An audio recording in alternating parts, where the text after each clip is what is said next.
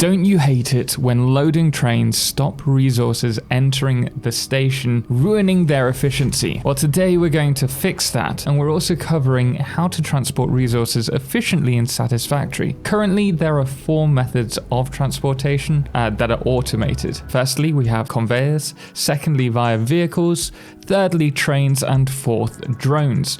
Now they each have pros and cons and thus work better in different situations. Conveyors are the first mode available and are reliable providing there's no disruption to your facility. No one's stealing items off the line.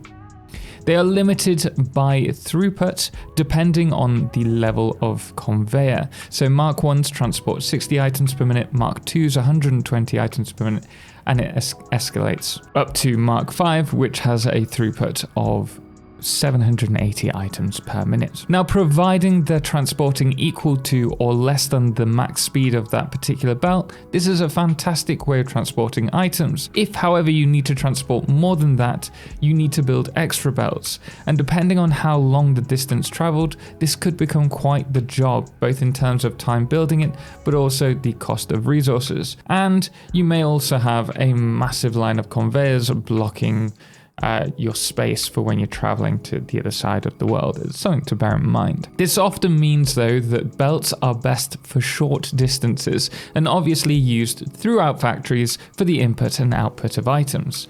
Now, before we do move on to vehicles, if you are liking the music, do make sure to check out my Spotify. I'll put a link below. We've just released our latest album and I'm super happy with it.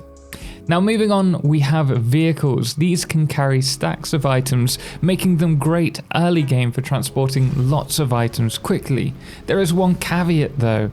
They only have 2 resource inputs, so they are still being throttled by the speed of conveyors, or in this case 2 conveyors. Now, unless you're just bulk transporting items for a build and then using that truck station as a storage hub for your next build, that could become a problem for you. Vehicles also use fuel, which has to be considered, whether that's coal, fuel, or batteries, or any of the numerous resources available to us.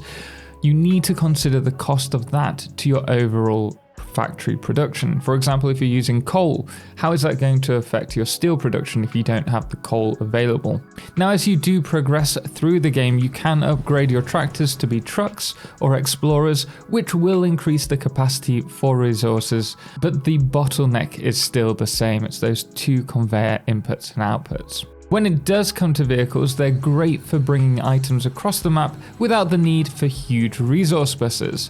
But it may be that you'll need to build a highway to keep them from getting disrupted by terrain, as the vehicles can sometimes be a little janky. Now, my favorite option for transportation is trains, which are unlocked later on. They are fantastic for long distance travel, and it's recommended to run 1 locomotive to 4 freight cars. Trains are great because they require only power to run, unlike vehicles and drones, and they're also easier to set up versus thousands of conveyor lines over long distances. And they also have more advanced controls. Now, the downside to trains is you may have to wrestle with signaling. Now, if you are confused in regards to signaling, do check out my guide on it. I'll put a link in the cards attached. And they also do require some advanced materials in order to produce them. So we're talking heavy modular frames and computers. Not that advanced, but advanced for some. When it comes to efficiency though, some people struggle with trains pausing the resources entering the station while it's loading. This can be fixed either by using only 1 conveyor to enter an industrial container before using both of the outputs of the industrial container to enter the station. This creates a buffer, and once the station finishes loading, both inputs will be used. If, however, you want to use both inputs, I recommend adding another freight station, then using smart splitters to overflow the excess resources during that pause into an industrial storage once again, and then the container will use both of those outputs to enter the new freight station. That way, though there will be a pause in the transportation, it will be negated. Another fantastic pro for trains is that if you need to transport more resources, you can just add another train to the line.